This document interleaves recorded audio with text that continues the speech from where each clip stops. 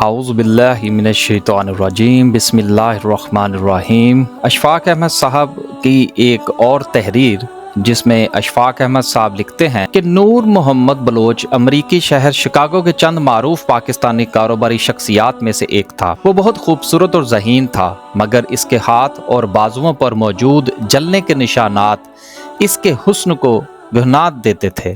اس کی کمپنی میں کام کرنے والے لوگوں کو جلنے کی وجہ سے بن جانے والے وہ داغ دیکھ کر کوفت ہوتی، چاہے منہ پر کوئی نہ کہتا مگر پیٹھ پیچھے سب ان داغوں سے کراہت کا اظہار کرتے تھے، اور سب کے ذہن میں سوال آتا تھا کہ اتنا دولت مند ہوتے ہوئے بھی یہ شخص ان داغوں کو سرجری کے ذریعے ختم کیوں نہیں کرواتا، مگر یہ سوال اس سے پوچھنے کی ہمت کوئی نہیں کرتا تھا، کیونکہ سب کے کاروباری مفادات اس شخص سے جڑے ہوئے اور کوئی بھی بزنس پارٹنر اسے ناراض نہیں کرنا چاہتا تھا۔ پھر ایک دن انہوں نے خود ہی سے اس راز سے پردہ اٹھا دیا۔ پہلے بہت افسوس کا اظہار کیا، پھر اپنا واقعہ سنایا کہ میں 1990 میں امریکہ منتقل ہوا تھا، مگر یہاں منتقل ہونے سے چند سال پہلے جب روس افغانستان کی جنگ زوروں پر تھی اور کچھ افغان مہاجرین پاکستان آئے تھے تو کچھ پٹھان میرے علاقے میں بھی آباد ہوئے۔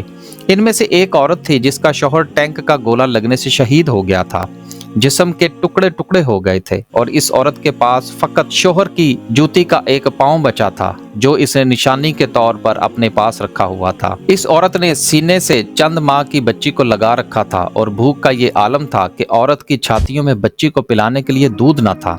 خوراک کی کمی کے باعث وہ خشک ہو چکا تھا، بچی بھوک کی وجہ سے بلک رہی تھی۔ ان دنوں میں کوئٹہ میں دودھ دہی کا کام کرتا تھا۔ وہ عورت میری دکان پر آئی اور بچی کے لیے مفت دودھ دینے کے لیے میری منت سماجت کرنے لگی۔ تب دودھ کی قیمت اتنی زیادہ نہ تھی، میں اگر بچی کے لیے 2-3 کلو دودھ عورت کو مفت دے بھی دیتا تو مجھے کوئی فرق نہ پڑتا، مگر جب میری نظر اس عورت پر پڑی تو اس کا حسن دیکھ کر میرے اندر کا شیطان جاگ گیا، اور میں نے اس سے نفس کی خواہش پوری کرنے کا فیصلہ کر لیا۔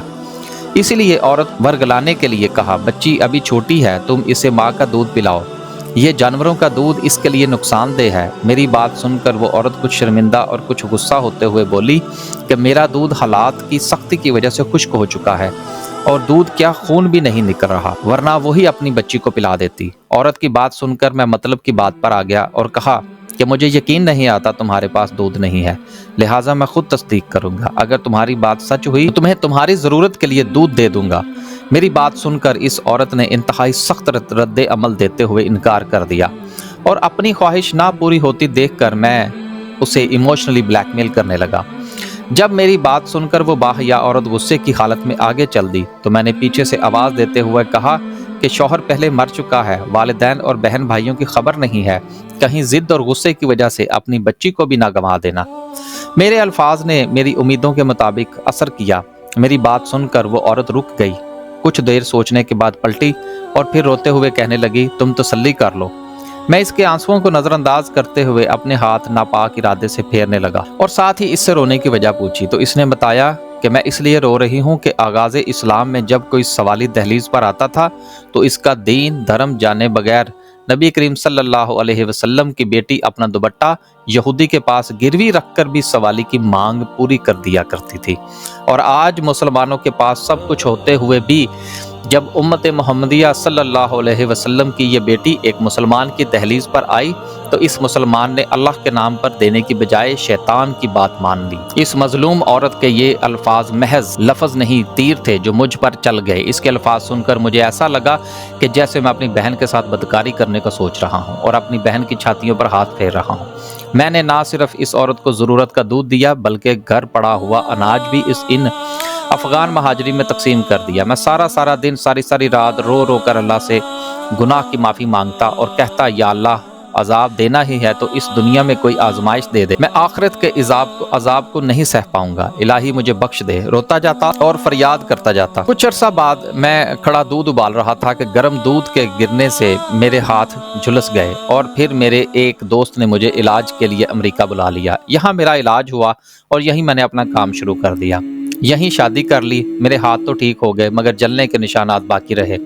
اللہ تعالیٰ نے مجھے ترقی دی اور میں نے کروڑوں ڈالر کا بزنس سیٹ اپ کر لیا، مگر اپنے ہاتھوں کی سرجری نہیں کروائی۔ میں اچھی طرح جانتا ہوں کہ میرے ہاتھوں کو دیکھ کر لوگوں کو بہت کراہت محسوس ہوتی ہے، مگر انہی ہاتھوں کو دیکھ کر مجھے اپنا گناہ یاد آ جاتا ہے اور میں اللہ تعالیٰ سے معافی مانگتا ہوں बस यही वजह है कि मैंने अपने हाथों की कभी सर्जरी नहीं करवाई कि कहीं इन्हें देखकर बार बार माफ़ी मांगने से शायद मेरी तौबा कबूल हो जाए।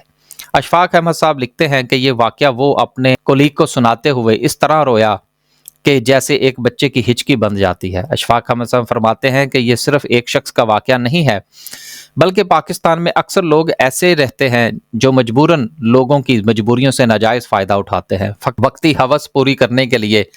नाजरीन, इस दुनिया में मजबूर और मजलूम लोगों को देखकर कुछ लोग इन पर मजीद जुल्म करते हैं और इस बात से इन्हें खुशी मिलती है। हालांकि जब वो ऐसा कर रहे होते हैं तो इन्हें इल्म नहीं होता कि अल्लाह पाक की ज़ात इनकी ये हरकत देख रही है और अल्लाह को कितना गुस्सा और जलाल आ रहा है। और मजलूम और मजबूर से ज़्यादती करने वालों की पकड़ इस दुनिया में भी होती है और फिर आखिरत की मंजिल तो बहुत ही सख्त है। अल्लाह पाक हम सब को हकूकुल इबाद अदा करने की और मजबूर मजलूम लोगों की मदद करने की तौफीक अता फरमाए।